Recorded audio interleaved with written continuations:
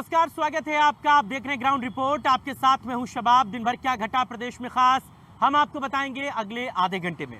हम आपको बताएंगे मुख्यमंत्री योगी आदित्यनाथ किस तरह कुंभ के निमंत्रण को लेकर पहुंचे हैं दिल्ली, और संभल हिंसा में किस तरह अब जुड़ रहे हैं दाऊद इब्राहिम के लिंक।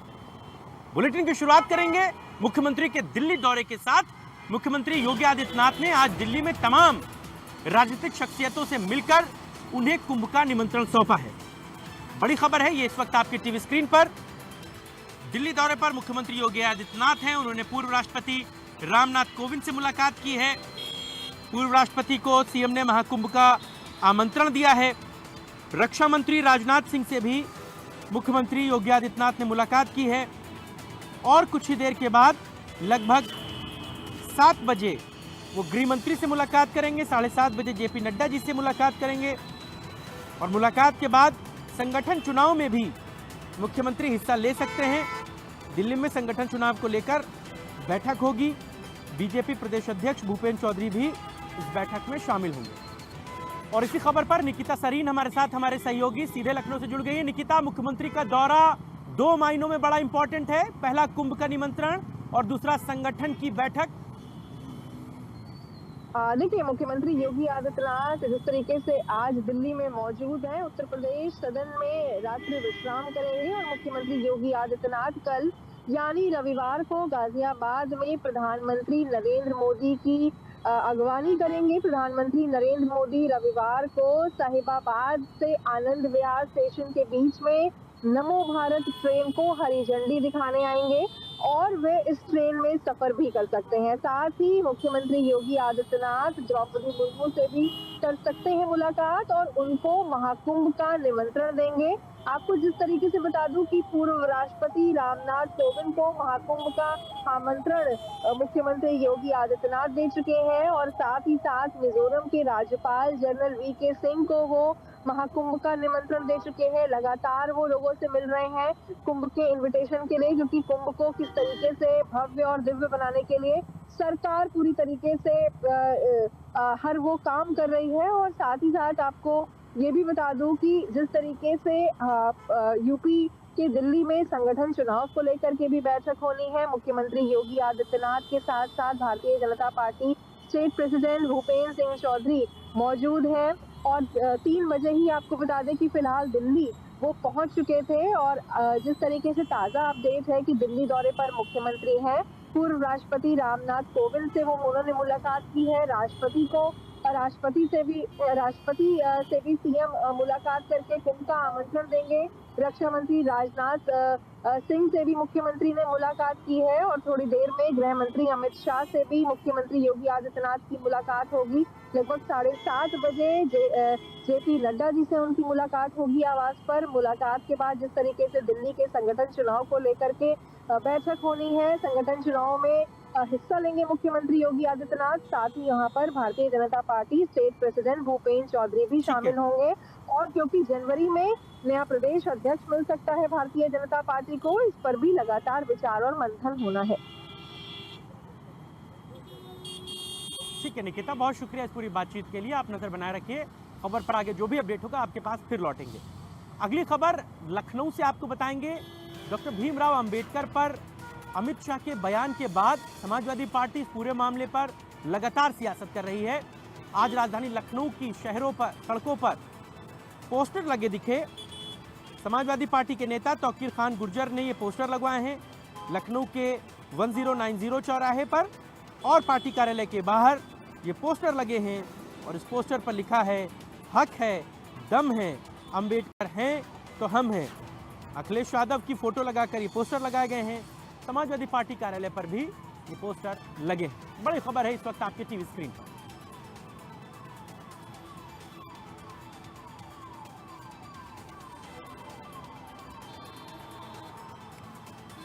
तो राजधानी लखनऊ की सड़कों पर बाबा साहेब भीमराव अंबेडकर पर बयान, उस पर तकरार और उस पर सियासत साफ तौर से दिख रही है। आज राजधानी लखनऊ की सड़कों पर अखिलेश यादव की फोटो लगाकर समाजवादी पार्टी के नेताओं ने बाबा साहेब पर स्लोगन लिखकर पार्टी कार्यालय के बाहर और राजधानी के तमाम चौराहों पर पोस्टर लगाए हैं। रवि कुमार हमारे साथ, हमारे सहयोगी इस खबर पर जुड़ेंगे, हम उनसे अपडेट लेंगे। लेकिन जो तस्वीरें हम आपको दिखा रहे हैं वो राजधानी लखनऊ की हैं, जहां पर अखिलेश यादव की फोटो लगाकर समाजवादी पार्टी के नेता तौकीर खान गुर्जर ने ये पोस्टर लगाए हैं राजधानी लखनऊ के 1090 चौराहे पर, पार्टी कार्यालय के बाहर। रवि हमारे साथ, हमारे सहयोगी इसी खबर पर सीधे जुड़ गए हैं। रवि, बड़ा मामला है और अब सीधे तौर पर पोस्टर वॉर लखनऊ में फिर दिखने लगा है। हाँ, देखिए बिल्कुल कांग्रेस पार्टी ने जब इस पूरे मामले को उठाया था उसके बाद फिर बसपा ने भी इसको लेकर प्रदर्शन किया था। समाजवादी पार्टी की तरफ जरूर लोग निगाह बना के रख रहे थे कि जो विपक्ष में समाजवादी पार्टी बड़ी पार्टी के तौर पे है तो वो क्या करती है। तो ऐसे में कहीं ना कहीं जो बयानबाजी जरूर हुई थी, लेकिन जिस तरीके से ये पोस्टर वार के जरिए या यूँ कहें कि होल्डिंग के जरिए अपनी बात कहने का प्रयास किया गया, यानी कि अम्बेडकर को लेकर जिस तरीके से जो विपक्ष सत्ता पर जो घिरने का प्रयास कर रहा था उसी को लेकर समाजवादी पार्टी की तरफ से होर्डिंग लगाए गए हैं। चाहे हम 1090 चौराहे की बात करें या समाजवादी पार्टी कार्यालय के आसपास की बात करें, कहीं ना कहीं एक मैसेज देने की कोशिश की गई कि हक है, हम हैं, हक है, दम है, अगर अम्बेडकर है तो हम हैं। तो निश्चित तौर पर इसको लेकर एक मैसेज संदेश देने का प्रयास जरूर किया गया और इसके जरिए कहीं ना कहीं अपनी राजनीतिक पैठ बनाने की भी कहीं ना कहीं कोशिश जरूर की गई समाजवादी पार्टी के लोगों की तरफ से। जी,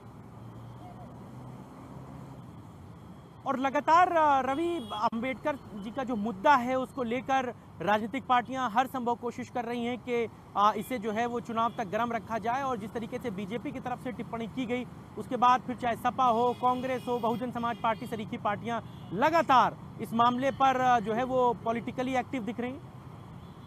हाँ बिल्कुल, अगर हम बात करें तो जिस तरीके से कांग्रेस इसे मुद्दा बनाया, आम आदमी पार्टी ने इसको मुद्दा बनाया और बसपा ने बाकायदा इसको लेकर प्रदर्शन भी लखनऊ में किया था समाजवादी पार्टी की तरफ से। हालांकि इसको लेकर बयानबाजी जरूर हुई थी और जिस तरीके से ये होल्डिंग लगाए गए हैं वो बताते हैं किस तरीके से अगर हम बात करें तो अभी लोकसभा चुनाव में जिस तरीके से संविधान को मुद्दा बनाकर जिस तरीके से कांग्रेस पार्टी समाजवादी पार्टी ने सत्ता पर घेरने का प्रयास किया था और कहीं ना कहीं सत्ता पक्ष भी मानता है इस बात को कि उसको कहीं ना कहीं लेकर उसको विपक्ष को फायदा भी हुआ।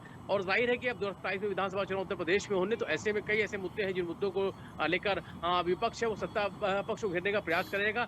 अम्बेडकर जी को लेकर जो ये पूरा जो विपक्ष है वो लगातार घेरने का प्रयास कर रहा है। हालांकि इसको लेकर सत्ता पक्ष के लोगों की तरफ से जरूर बयान आए, सफाई भी जरूर दी गई, लेकिन जिस तरीके विपक्ष लगातार घेर रहा है समाजवादी पार्टी की तरफ से जो होल्डिंग लगाए वो भी साफ करते हैं कहीं ना कहीं आने वाले समय में भी इस तरीके के जो विषय है उनको लेकर विपक्ष सत्ता पक्ष घेरने का प्रयास करेगा ताकि आने वाले समय में जब चुनाव हो तो उसका फायदा मिल सके। जी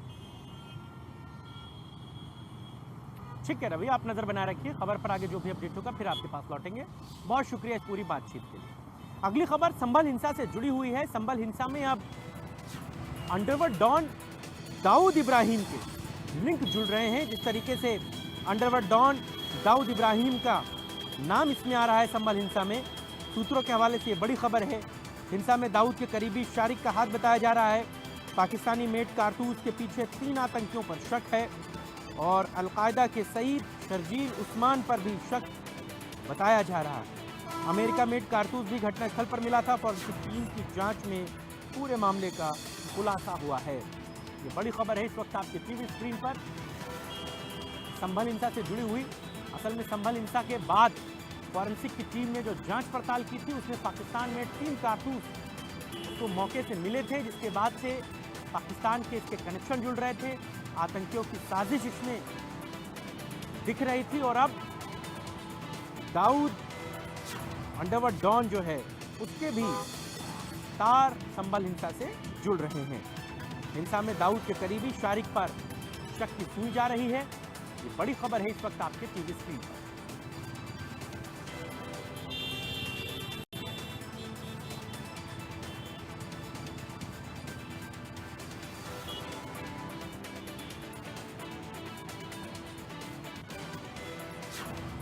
बड़ी खबर इस वक्त आपके टीवी स्क्रीन पर संभल हिंसा से जुड़ी हुई और संभल हिंसा में अब आतंकी कनेक्शन जुड़ रहे हैं। दाऊद का नाम आ रहा है, उनके करीबी शारिक का नाम आ रहा है, क्योंकि जब संभल हिंसा हुई थी उसके बाद फॉरेंसिक की टीम जब मौका वारदात पर तफ्तीश में जुटी थी तब जो खाली कारतूस, खाली खोखे जो मिले थे उनमें पाकिस्तान मेड 3 खोखे थे।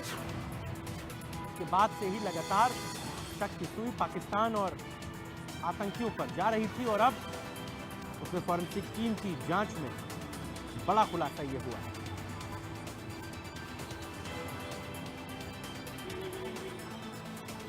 फिरोज हमारे साथ, हमारे सहयोगी संभल से सीधे जुड़ गए हैं। फिरोज, नया कनेक्शन, नई जांच रिपोर्ट, क्या कुछ है पूरे मामले में? सवाल जिस तरीके से आपको बता दें कि जो 24 नवंबर तिथि थी और संभल के अंदर एक बड़ी हिंसा हुई जिसमें 5 युवक मारे गए और 30 पुलिसकर्मी घायल हुए। साथ ही पुलिस ने बामुश्किल इस पर काबू किया। उसके बाद से नई नई चीजें पुलिस के सामने आ रही हैं। जिस तरीके से फॉरेंसिक टीम ने जांच की और पुलिस टीमों ने जांच की तो वहां पाकिस्तान मेड कारतूस पाए गए, अमेरिका मेड कारतूस पा गए। वहीं अब आकर जो सूत्रों के हवाले से खबर आ रही है कि ये हिस्सा है संभल की, इसके कनेक्शन दाऊद से बताया जा रहा है। ये एक बड़ी खबर है और सनसनीखेज खबर है क्योंकि दाऊद के कनेक्शन होने की जो बात सामने आ रही है ये बहुत बड़ी बात है। इसको लेकर भी पुलिस पूरी तरीके से अलर्ट है और इसमें जांच कर।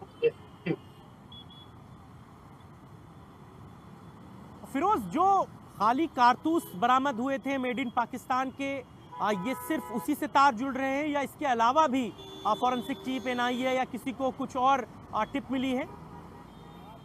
सवाल तो देखिए, मैं आपको बता दूं जिस तरीके से जो फॉरेंसिक टीम द्वारा करीब 15 से 20 दिन हो गए जब फॉरेंसिक टीम ने जांच की। जैसे हिंसा होती है, हिंसा की 4-5 दिन के बाद जैसी फॉरेंसिक टीम आती है, पुलिस की टीमें गठित की जाती हैं, अलग अलग खुफिया एजेंसियों से पूरी जांच पड़ताल की जाती है। कभी वहाँ नालियों की सफाई होती है, नगर पालिका से पुलिस द्वारा टेस्ट करके नालों की सफाई होती है। इसके अलावा जो वहाँ का आसपास का एरिया था, चाहे वो कोट भी हो या फिर जो भी इलाका था शाही जामा मस्जिद के आसपास का, वहाँ जब छानबीन करी जाती है तो उस नालियों में से जब गाज निकाली जाती है तो पाकिस्तान मेड जो कारतूस थे वो सामने आते हैं। और ये बहुत बड़ी बात है कि अमेरिका मेड और पाकिस्तान मेड जो कारतूस थे वो जब निकल कर सामने आए तो ये भी एक बहुत बड़ा सवाल है जो पुलिस को बताने से इस समय सामने नहीं आ रही है। लेकिन सूत्रों से जैसे पता चल रहा है तो ये दाऊद से इसके कनेक्शन जोड़े जा रहे हैं। वहीं जिस हिसाब से यहाँ पाकिस्तान के कारतूस आए वो कहाँ से आए, ये एक बड़ा सवाल। दूसरा, अमेरिका में कारतूस आए तो ये भी एक बहुत बड़ा सवाल है। तो इसीलिए पुलिस को कहीं ना कहीं कोई ना कोई बड़ी कामयाबी लगी है, लेकिन पुलिस अभी फिलहाल अपने बयानों में कुछ कह पा रही है क्योंकि बड़ा मामला है। अब देखते हैं सूत्रों के हवाले से जब पता चलता है जो हिंसा है ये हिंसा पूरी रुकावट को जुड़ी हुई नजर। ठीक है फिरोज, बहुत शुक्रिया इस पूरी जानकारी के लिए। आप नजर बनाए रखिए, खबर पर आगे भी जो अपडेट होगा आपके साथ फिर जुड़ेंगे। संभल के बाद अगली खबर बुलंदशहर से आपको बताएंगे, जहां पर हथियार सप्लाई करने वाले एक गैंग के सदस्य को गिरफ्तार किया गया है। बड़ी खबर है ये। सिद्धू मूसेवाला मर्डर में इस आरोपी ने हथियार की सप्लाई की थी। पुलिस ने रिजवान अंसारी समेत 2 लोगों को गिरफ्तार किया है। ये बड़ी खबर आपको बता रहे हैं टीवी स्क्रीन पर। बुलंदशहर से आरोपी रिजवान अंसारी को खुर्जा के पास से गिरफ्तार किया गया है। कल ही ये दिल्ली से जमानत पर रिहा हुआ था। रिजवान की रिहाई के बाद उसके घर के पास हर्ष फायरिंग हुई थी। 7 तमंचे, 2 अवैध पिस्टल और दर्जनों कारतूस बरामद हुए। पहले भी एनआईए की टीम रिजवान के घर पर दबिश दे चुकी है। खुर्जा नगर और खुर्जा देहात की पुलिस ने इसको पकड़ा है। बड़ी खबर इस वक्त आपके टीवी स्क्रीन पर। सिद्धू मूसेवाला मर्डर केस में इस युवक ने, रिजवान ने हथियारों की सप्लाई की थी। पुनीत हमारे साथ, हमारे सहयोगी बुलंदशहर से सीधे जुड़ गए हैं। पुनीत, क्या है पूरी जानकारी? बिल्कुल, देखिए जानकारी की अगर बात करें तो ये बुलंदशहर पुलिस को बड़ी सफलता हासिल हुई है। हालांकि जो बताया जा रहा है कि जो रिजवान है ये 2 दिन पहले ही दिल्ली जेल से छूटा है और ये कहा जाता है कि ये बड़ा जो है वो हथियार सप्लायर है। सबसे बड़ी बात यह है कि बुलंदशहर पुलिस को ये सूचना मिली थी कि दिल्ली से आने के बाद में इसने जो है घर में जश्न मनाया था और बाकायदा आतिशबाजी की थी। उसके बाद में पुलिस को इसकी भी तलाश थी क्योंकि बुलंदशहर पुलिस ये 25,000 रुपए का इनामिया था। और कल जब इसकी जो बात बुलंदशहर पुलिस को पता लगी क्योंकि इसने जश्न मनाया है, हालांकि बुलंदशहर पुलिस पहले ही इसकी तलाश थी। तब ये कहीं जा रहा था एक गाड़ी से और जब गाड़ी की तलाशी ली गई तो इससे 7 जो है तमंचे और 2 विदेशी पिस्टल इससे मिली हैं। ये भी कहा जा रहा है कि जो सप्लायर है क्योंकि सिद्धू मूसेवाला कांड बड़ा चर्चित कांड रहा था और उसमें ये कहा जाता है कि इसी के घर से यहाँ से सप्लाई हुआ था, जो हथियार जिससे गोली चलाई गई थी। और ये बुलंदशहर पुलिस का भी कहना है और दिल्ली पुलिस ने भी ये कहा था कि ये पूरा गैंग है, इसके परिवार में कई लोग पहले भी जेल जा चुके हैं हथियार सप्लाई करने के मामले में। बुलंदशहर पुलिस ने जो ये गिरफ्तार किया है, बड़ी बुलंदशहर पुलिस को सफलता हासिल हुई है। जो अभी गिरफ्तारी हुई है, दोबारा से जो गिरफ्तारी हुई है, वो उसी सिद्धू मूसेवाला मर्डर केस से जुड़े हुए मामले में हुई है या जो इसके घर हर्ष फायरिंग हुई है उस मामले में इसकी गिरफ्तारी हुई है? नहीं, देखिए ये बात मैं साफ करना चाहूंगा कि जो फिलहाल जो गिरफ्तारी हुई है वो सिद्धू मूसेवाला मामले में नहीं है। और सिद्धू मूसेवाला जो केस था उसमें ये बताया गया है कि रिजवान अंसारी के जो भाई हैं वो गैंग चलाते हैं और ये भी उस गैंग में शामिल है।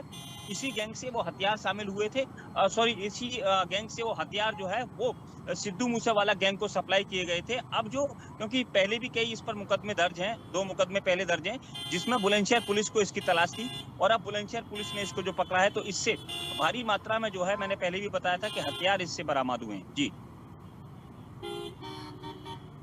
ठीक है पुनीत, आप नजर बनाए रखिए, खबर पर आगे जो भी अपडेट होगा फिर आपके पास लौटेंगे। बहुत शुक्रिया इस पूरी बातचीत के लिए। अगली खबर फर्रुखाबाद से। फर्रुखाबाद के माधोपुर में कई सौ साल पुराना एक मंदिर मिला है, शिवालय मिला है माधोपुर में। हजारों साल पुराना ये शिवालय बताया जा रहा है। ये बड़ी खबर है फर्रुखाबाद से आपके टीवी स्क्रीन पर। जैसे ही ये खबर, ये जानकारी लोगों तक पहुंची कि हजारों साल पुराना एक शिवालय मिला है, लोगों की भारी भीड़ इस मंदिर पर जुटने लगी। ग्रामीणों ने अवैध रूप से यहाँ पर कब्जा कर रखा था, बताया ये भी जा रहा है। और इस पुराने शिवालय में लोगों ने उसको अपने दूसरे कामों में ले लिया था। दुर्वासा के महंत ईश्वरदास ने खाली ये मंदिर कराया है। हिंदू महासभा के पदाधिकारी भी साथ में मौजूद रहे। कल आपको बता दें, महंत ईश्वरदास, हिंदू महासभा इसका जलाभिषेक करेगी। शिवालय की साफ सफाई के बाद पूजा अर्चना का काम भी किया जाएगा। गंगा किनारे माधोपुर में 12 से अधिक शिवालय हैं। पुलिस, एलआईयू समेत राजस्व की टीम फिलहाल मौके पर जांच कर रही है। मऊ दरवाजा के माधोपुर गांव का ये पूरा मामला।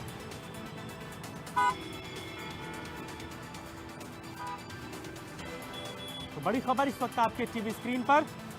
अमोद तिवारी हमारे साथ फर्रुखाबाद से सीधे जुड़ गए हैं। अमोद, क्या है पूरी जानकारी? हाँ जी, बताना चाहेंगे कि थाना मऊ दरवाजा क्षेत्र के गांव माधवपुर का मामला है, जो गंगा के किनारे बसा हुआ है और फर्रुखाबाद को अपरा काशी भी कहा जाता है। अगर बात करें तो बनारस के बाद सबसे ज्यादा शिवालय फर्रुखाबाद में, उसी का उदाहरण माधवपुर गांव है, जहां पर करीब 1 दर्जन मंदिर पुराने मिले हैं, जो हजारों वर्ष पुराने हैं। आज ईश्वरदास महाराज, जो कि महंत हैं दुर्वासा ऋषि आश्रम के, और हिंदूवादी नेता विमलेश मिश्रा के नेतृत्व में बड़ी संख्या में लोग वहां पर पहुंचे और एक खेतों के बीच में 2 मंदिर स्थापित थे जिन पर पूरी तरह से कब्जा किया गया था। एक मंदिर में नंदी महाराज जब उपले हटाए गए और जो लकड़ियां रखी हुई थी वो हटाई गई तो मिले। उसके बाद अंदर के कमरे में देखा तो वहां पर शिवालय में शिवलिंग स्थापित था, लेकिन जो अर्घा था वो तो मौके पर मिला है, लेकिन शिवलिंग नहीं था। अब सवाल इस बात का है कि आखिर शिवलिंग कहाँ चला गया। और सबसे बड़ी बात तो ये है कि उस मंदिर की जो ऊपरी हिस्सा है उसमें सभी देवी देवताओं के जो मूर्तियां हैं वह स्थापित की गई हैं। साथ ही साथ एक हनुमान जी की खड़ी मूर्ति स्थापित है। और मंदिर पर जो जिस तरह से कब्जा किया गया तो वहाँ ये नहीं लग रहा कि यहाँ पूजा पाठ हो रहा हो। साथ ही उसके बगल में एक मंदिर है, उस पर भी जो कब्जा किया गया तो उसमें भी कंडे भरे गए, तो लकड़ियां भरी गई थी। तो वहीं अगर गांव की स्थिति देखें तो एक मंदिर 4 दीवारी के अंदर है, तो उसी के अंदर एक और मंदिर भैया गया है जी। तमाम तरीके से जो वहाँ पर नजर बना रखिए आप। खबर पर आगे भी जो जानकारी रहेगी आपसे हम फिर जानकारी लेते रहेंगे। बहुत शुक्रिया इस पूरी बातचीत के लिए। इसके बाद अगली खबर हाथरस से आपको बताएंगे, जहां पर गूगल मैप ने एक बार फिर लोगों के लिए मुश्किलें पैदा कर दी। गूगल मैप ने एक बार फिर बड़ा धोखा दिया है। हाथरस में निर्माणाधीन हाईवे पर गूगल मैप ने रास्ता दिखाया और नतीजा ये हुआ कि कार सवार तेजी के साथ कार चलाते रहे और वो दुर्घटना का शिकार हो गए। बंद हाईवे पर मिट्टी के टीले और पत्थर से कार टकरा गई। पुलिस ने कार सवारों को सकुशल बाहर निकाला। हाथरस जंक्शन के वाहनपुर के पास यह हादसा हुआ। बड़ी खबर है इस वक्त आपके टीवी स्क्रीन पर, हाथरस से, जहां पर निर्माणाधीन हाईवे था, वहां से गुजर रहे लोगों ने गूगल मैप से रास्ता पूछा तो उसने उस हाईवे को जो है वो फुल फ्लैश रास्ता दिखाया। नतीजा ये हुआ, कार सवार तेजी से कार पर दौड़ाने लगे और आगे जाकर दुर्घटनाग्रस्त हो गए। गनीमत रही कि किसी तरह जान माल का कोई बड़ा नुकसान नहीं हुआ। हालांकि इससे पहले भी कई जगहों पर इस तरीके की खबरें आईं, जहां पर एक जगह पर तो आधे निर्माण बने फ्लाईओवर पर लोगों ने कार दौड़ा दी और उसके बाद वो वहां से नीचे गिर गए और उनकी मौत तक हो गई थी। बड़ी खबर है इस वक्त आपके टीवी स्क्रीन पर।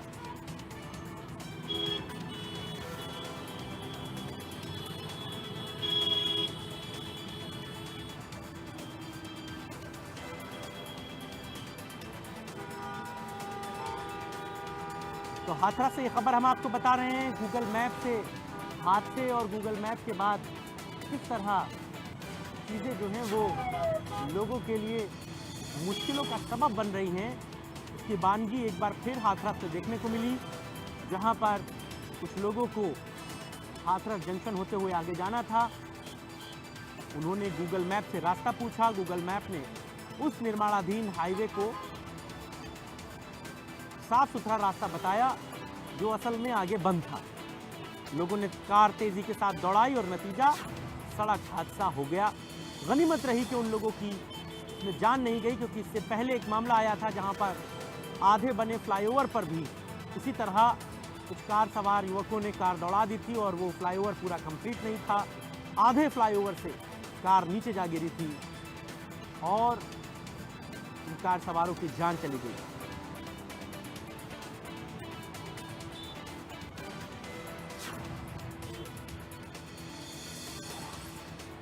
हाथरस से ये खबर आपको हम बता रहे हैं।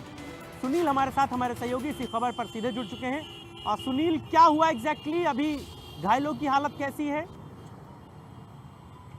बिल्कुल आपको बता दूं, ये हादसा हाथरस में कल मथुरा NH 530 पर हुआ था, जो कल रात बरेली से एक परिवार मथुरा वृंदावन दर्शन के लिए जा रहा था और देर रात गूगल मैप के सहारे वो रास्ता सर्च करते हुए मथुरा की तरफ बढ़ रहे थे। लेकिन ये बरेली 4 लेन नया एक्सप्रेस में जो नया 4 लेन मार्ग बन रहा है, जो नया निर्माणाधीन है, लगभग इसका 90 से 95% कार्य पूरा हो चुका है, लेकिन जिसके ऊपर ये लोग सवार चढ़ के, लेकिन कहीं कहीं इसमें अभी थोड़ा सा कम बचा हुआ, जिसके लिए कहीं मिट्टी डाल रखी है, कहीं स्लीपर लगाए हुए हैं, जिससे कहीं कहीं रास्ता जहाँ काम चल रहा है वहाँ पर रोका हुआ है। लेकिन गूगल मैप के सहारे जब ये परिवार आगे की ओर चढ़ा तो आगे मिट्टी का जो ढेर लगा हुआ था, जहाँ से बैरिकेड कह सकते हैं उसको, तो उसके चलते वो कार उस पर जहाँ से टकराई और टकराने के बाद एयर बैग खुल जाने के कारण किसी के साथ कोई ज़्यादा लोग घायल नहीं हुए, किसी की कोई क्षति नहीं हुई, जनहानि नहीं हुई।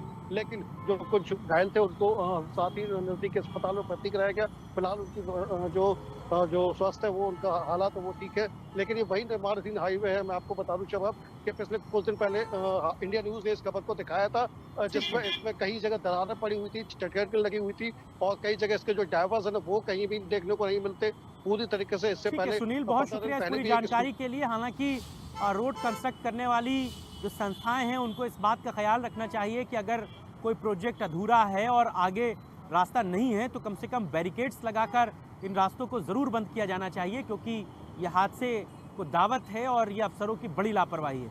बहुत शुक्रिया इस पूरी बातचीत के लिए। इन्हीं खबरों के साथ ही ग्राउंड रिपोर्ट में आज के लिए बस इतना ही। देश और प्रदेश की तमाम बड़ी और अहम खबरों के लिए देखते रहिए इंडिया न्यूज़ उत्तर प्रदेश उत्तराखंड। मुझे और मेरी पूरी टीम को लखनऊ से दीजिए इजाज़त। नमस्कार।